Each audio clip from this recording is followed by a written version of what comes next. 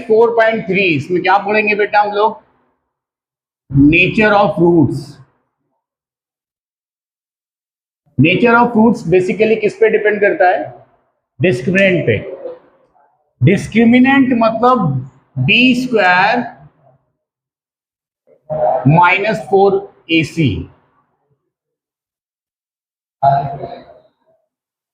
B square -4ac की value कैसी आएगी इस बात पे डिपेंड करेगा कि आपका नेचर ऑफ रूट्स कैसा होगा। मीन्स अगर बेटा डी की वैल्यू 0 होगी तो रूट जो होगा वो आपका होगा रियल एंड इक्वल। लेकिन अगर डी ग्रेटर देन 0 आता है तो रूट्स कैसा होगा? Real unequal. And D less than 0 होगा तो क्या बोलेंगे हम? There are no real roots. Clear है? d इज इक्वल टू 0 का मतलब यहां पर जो वैल्यू आएगी वो पॉजिटिव आएगी बेटा। ठीक है ना? मीन्स जब आप क्वाड्रेटिक को ax square plus B X plus C is equal to 0 से कंपेयर करके एबीसी की वैल्यूज निकाल लोगे और फिर बी स्क्वायर -4ac में उनकी वैल्यूज पुट करोगे, तो इनको सॉल्व करने के बाद अगर वैल्यू 0 आती है तो आप कह दोगे कि इस क्वाड्रेटिक के रूट्स रियल हैं और इक्वल है। और बी स्क्वायर -4ac को सॉल्व करने के बाद अगर कोई भी वैल्यू पॉजिटिव आ रही हो 10, 15, 1, 2, 3 कुछ भी, anything which is greater than 0, तो उसे क्या बोलेंगे हम? कि रूट्स आपके रियल हैं और अनइक्वल है। लेकिन वहीं पर अगर d की वैल्यू नेगेटिव आती है, बी स्क्वायर -4ac को जब हम सॉल्व करते हैं तो हम देख रहे हैं कि वैल्यू माइनस में आ रही है। वैल्यू माइनस में आने का मतलब कि डिटरमिनेंट आपका लेस देन 0 है। B square -4ac is less than 0, तो आप बोलेंगे there are no real roots. बात समझ में आ रही है? तो एक्सरसाइज 4 पॉइंट कौन सी है ये? पहले क्वेश्चन में आपको बेसिकली यही फाइंड आउट करना है, नेचर ऑफ रूट। पहला इक्वेशन है क्या? 2x square -3x plus 5 is equal to 0। 2x square -3x plus 5 is equal to 0 और हमें बताना है इसका नेचर ऑफ रूट। क्या करना है बेटा? इसे हमें सबसे पहले ax square plus bx plus c is equal to 0 से कंपेरिजन कर लेना है। जब आप कंपैरिजन करेंगे तो आप देखेंगे कि a की वैल्यू 2 है, b की वैल्यू -3 है और c की वैल्यू 5 है। ठीक। नेक्स्ट स्टेप हमने क्या बताया था? आपको वैल्यू किसकी निकालनी है? बी स्क्वायर -4ac की। आप बी स्क्वायर -4ac की वैल्यू निकाल लो। b कितना है? -3। -3 का स्क्वायर करेंगे क्या हो जाएगा बेटा? 9 -4 इंटू 2 8, 8 5 जा 40। 9 -40 वैल्यू कितनी आ रही है? -31। माइनस का 31 का मतलब क्या हुआ? d is less than 0। अब अगर d लेस देन 0 है तो इसके रूट्स कैसे होंगे? हम बोलेंगे there are no real roots. ठीक है। सेकेंड क्वेश्चन में कह रहा है, सेकेंड क्वेश्चन में क्या कह रहा है? 2x स्क्वायर -6x, क्या कह रहा है बेटा? बोलिए जरा। +3 is equal to 0। Again step वही है हमारा बेटा कि ax square plus B X plus C is equal to 0 से कंपेरिजन कर लो। a की वैल्यू आप देख सकते हैं 2 है, b की वैल्यू -6 है, जबकि c की value +3। Nature of roots find out करने मतलब बी स्क्वायर -4ac की वैल्यू क्या होगी पहले हम वो निकाल लें। तो b की वैल्यू -6 है, -6 का स्क्वायर 36, 4ac, 4 2 8 3 12, सॉरी 8 3 24, माइनस का 24। आप देख सकते हैं बी स्क्वायर -4ac की वैल्यू क्या आई? 12। और 12 कैसी वैल्यू है? पॉजिटिव। इसका मतलब यहां पर जो रूट्स होंगे वो कैसे होंगे बेटा? Real and unequal. क्लियर है? थर्ड पार्ट बताएं बेटा, क्या है थर्ड पार्ट?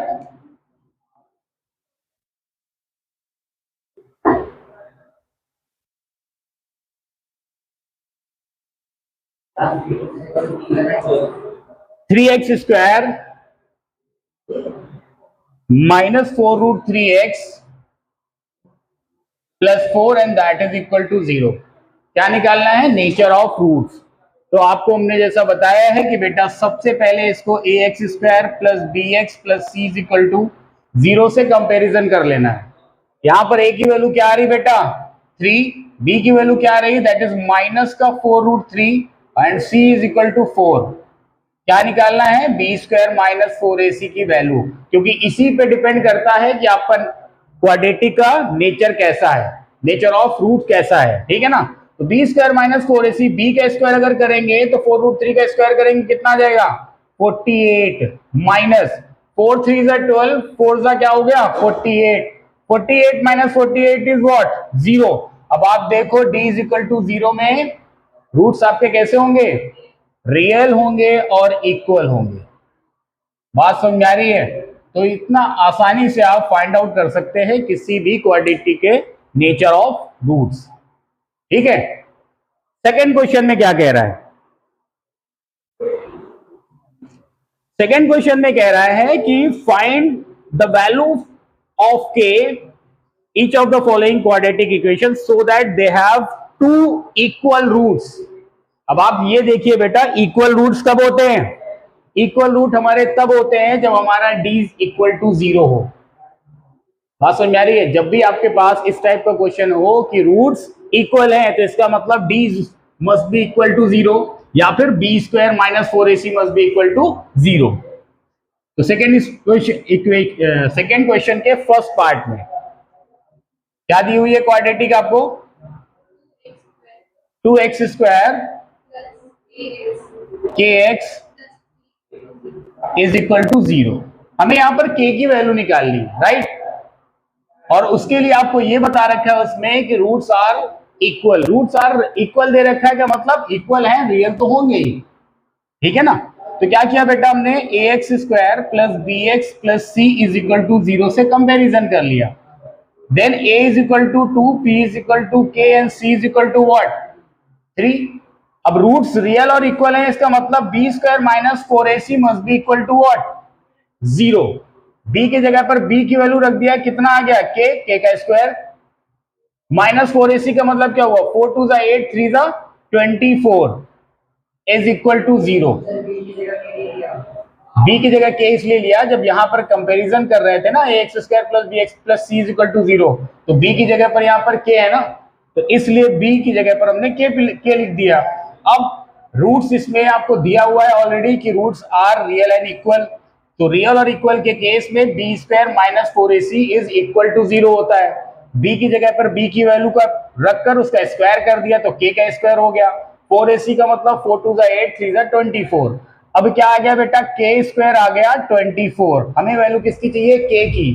तो k की वैल्यू क्या होगी? k की वैल्यू हो जाएगी प्लस माइनस, सेकेंड पार्ट में क्या कह रहे हैं? फिर से बोलिए। kx plus 6। देखो पहले तो इसका अंदर मल्टीप्लाई करेंगे, जब अंदर मल्टीप्लाई करेंगे तो ये हो जाएगा kx square minus 2kx plus 6 is equal to 0। बात समझ में आ रही है? इस kx का मल्टीप्लाई अंदर करेंगे, अब ये इस फॉर्म में आ जाएगी। अब इसको कंपेयर करेंगे ax square plus bx plus c is equal to 0 से, तो a की वैल्यू कितनी आ जाएगी? k। b की वैल्यू कितनी आ जाएगी? माइनस 2k, जबकि c की वैल्यू कितनी आ जाएगी? 6। रूट्स रियल हैं और इक्वल हैं, इसका मतलब B square minus 4ac is equal to 0। B square मतलब माइनस 2k का स्क्वायर अगर करेंगे तो it would be 4k square, 4k 4 6 24k is equal to 0। अब यहां पर देखो बेटा, तो 4k हम लोग कॉमन ले सकते हैं। 4k कॉमन लोगे तो बचेगा क्या? k minus 6 is equal to 0। ठीक, एक बार इसको अगर इधर शिफ्ट करेंगे तो क्या बचेगा? बचेगा k minus 6 is equal to 0। इसका मतलब k इज इक्वल टू 6। एक तो k की वैल्यू ये होगी। दूसरा, अगर हम सेकेंड टाइम पे अगर हम इसको इधर शिफ्ट करते हैं तो लेफ्ट साइड क्या बचता? 4k। 4k is equal to 0, इसका मतलब k इज इक्वल टू तो ये दो वैल्यू होंगी के की, ऐसा नहीं है। के की वैल्यू 0 भी हो सकती है, के की वैल्यू 6 भी हो सकती है। इन दोनों केसेस में इसके रूट्स रियल और इक्वल होंगे, ठीक है ना। You can check answer.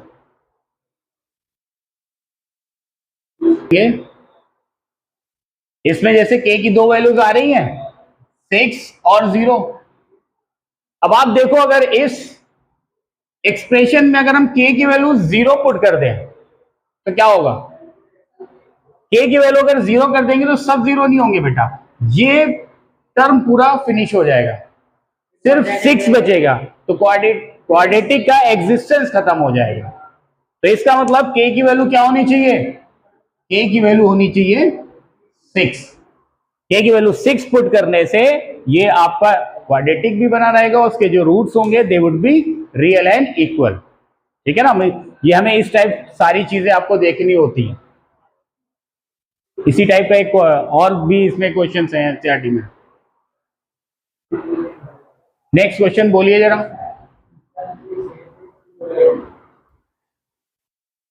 बोलिए बेटा, नेक्स्ट क्वेश्चन क्या कह रहा है?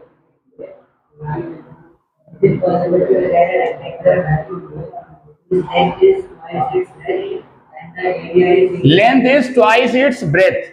अगर हम ब्रेथ को x एज्यूम कर लें तो लेंथ हो जाएगी 2x, और इसका जो एरिया गिवन है दैट इज 800 मीटर स्क्वायर। और एरिया ऑफ रेक्टेंगल क्या होता है? Length into breadth. हम क्या लिखेंगे? L into B is equal to area, यही होता है ना। L 2x into X is equal to 800, तो क्या आ जाएगा? 2x square is equal to कितना हो जाएगा? 800। इसका मतलब x square is equal to 400, तो इसका मतलब x इज इक्वल टू क्या होगा? Plus minus 20। अब लेंथ तो पॉजिटिव ही होगी, इसका मतलब x की वैल्यू क्या होगी? 20, तो ये वैल्यू हो गई 20 और ये वैल्यू कितनी हो जाएगी? 40। बात समझ में आ रही है?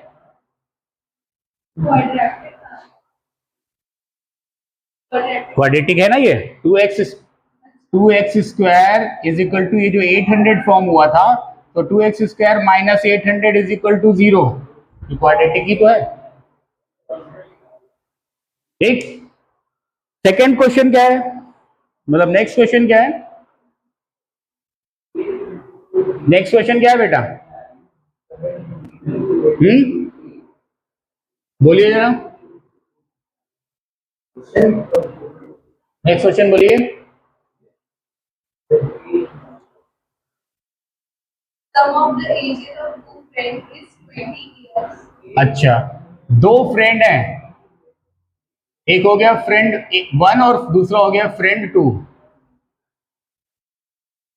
अगर फ्रेंड 1 की एज को अगर हमने x एज्यूम कर लिया, फ्रेंड 1 और फ्रेंड 2 की एजेस का सम कितना गिवन है? 20। तो अगर फर्स्ट फ्रेंड की एज को हमने x से एज्यूम कर लिया तो दूसरे की हो जाएगी 20 माइनस x ईयर्स, ठीक है। देन 4 ईयर्स एगो, तो हम लिख देते हैं 4 ईयर्स एगो। फ्रेंड 1 की एज कितनी होगी? That would be x minus 4, और फ्रेंड 2 की एज कितनी होगी? That would be 20 minus x minus 4, ठीक है। इन दोनों की एजेस का जो प्रोडक्ट है दैट इज 48। तो x माइनस 4 इंटू, इसको अगर हम सॉल्व करेंगे क्या लिखेंगे? 16 minus X and that is equal to 48। इसे सॉल्व कर लो, माइनस एक्स का मल्टीप्लाई इसमें करेंगे, minus x square plus 4x, 16 का मल्टीप्लाई करोगे तो 16x minus 64 is equal to 48। बात समझ में आ रही है? क्या करें, इन सब को उठा के उस साइड अगर ले जा रहे हैं, ये सारी की सारी वैल्यू हम इस साइड शिफ्ट कर देते हैं, लेफ्ट साइड 0 ले लेते हैं, तो क्या आएगा बेटा? 0 इज इक्वल टू, ये एक्स स्क्वायर इधर नेगेटिव था, उधर जाकर पॉजिटिव हो जाएगा। 4x 16x कितना था? 20x, उधर जाकर ये नेगेटिव हो जाएगा, माइनस का 20x। 64 उधर जाएगा पॉजिटिव हो जाएगा, तो 64 प्लस 48 कितना हो जाएगा? 112। क्लियर है? अब क्या करना है हमें? x की वैल्यू फाइंड आउट करनी है। x की वैल्यू ही तो फाइंड आउट करनी है। तो इसको आप क्या निकालो? फैक्टराइज कर लो, चाहे फैक्टराइजेशन मेथड से आप इसको कर लो, चाहे क्वाड्रेटिक फॉर्मूले से आप कर लो, बट आपको इसके सॉल्यूशंस निकालने हैं। चलो मिडिल टर्म स्प्लिटिंग से चेक करते हैं क्या ये होता है।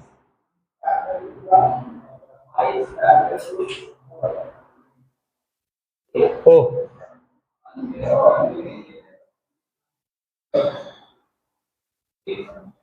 ax square plus B X plus C is equal to 0 से कंपेयर किया तो a की वैल्यू 1, b की value -20 and c is equal to 112। B square minus 4ac की अगर हमें वैल्यू निकालनी है तो बी स्क्वायर मतलब 400 माइनस 4ac का मतलब क्या हुआ? 4 इंटू 1 4 हो गया, और 4 का इसमें मल्टीप्लाई करोगे तो 448 आ जाएगा। तो इसका मतलब कितना आ जाएगा? B square minus 4ac is equal to minus का 48। तो ये सिचुएशन पॉसिबल नहीं होगी। क्यों? क्योंकि आप देख सकते हो कि बी स्क्वायर माइनस 4ac की वैल्यू कैसी आ रही है? निगेटिव आ रही है, तो इसमें रियल रूट्स नहीं होंगे, तो ये केस पॉसिबल नहीं होगा। ठीक है? Is it possible to design? बात समझ में आ गई? हमने इसमें क्या क्या किया था, इसमें क्या किया था, कैसे चेक कर लिया। नेक्स्ट क्वेश्चन बताएं बेटा।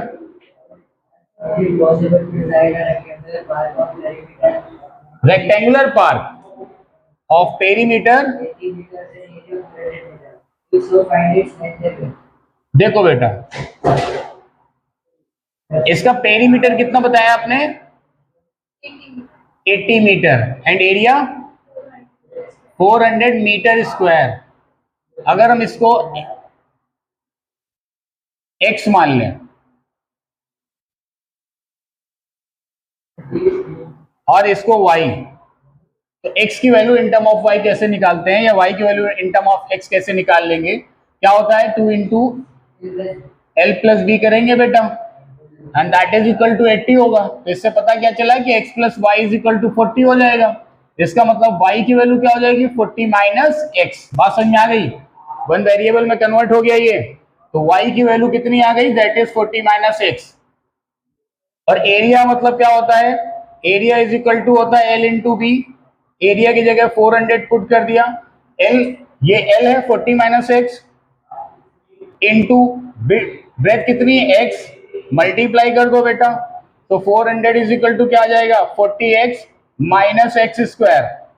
इन दोनों को इधर साइड अगर हम ले लें तो X square minus 40x plus 400 and that is equal to 0। अब चेक हमें ये करना है कि क्या ये पॉसिबल है। तो सबसे पहले बी स्क्वायर माइनस 4ac की वैल्यू निकालकर चेक कर लो। बी स्क्वायर माइनस 4ac, तो बी स्क्वायर माइनस 4ac की वैल्यू क्या होगी बेटा? बी क्या है? -40, दैट इज 1600, और 4ac कितना हुआ? -1600। तो बी स्क्वायर माइनस 4ac कैसा है? 0 है। इसका मतलब इसमें रूट होंगे, रियल और इक्वल होंगे। अब वो निकाल लेते हैं कि कैसे होंगे। हमारा क्वाड्रेटिक यही था, तो इसको मिडिल टर्म स्प्लिटिंग से कर लेंगे। एक्स स्क्वायर 40 को हमने ब्रेक किया 20x माइनस 20x के फॉर्म में, plus 400 and that is equal to 0।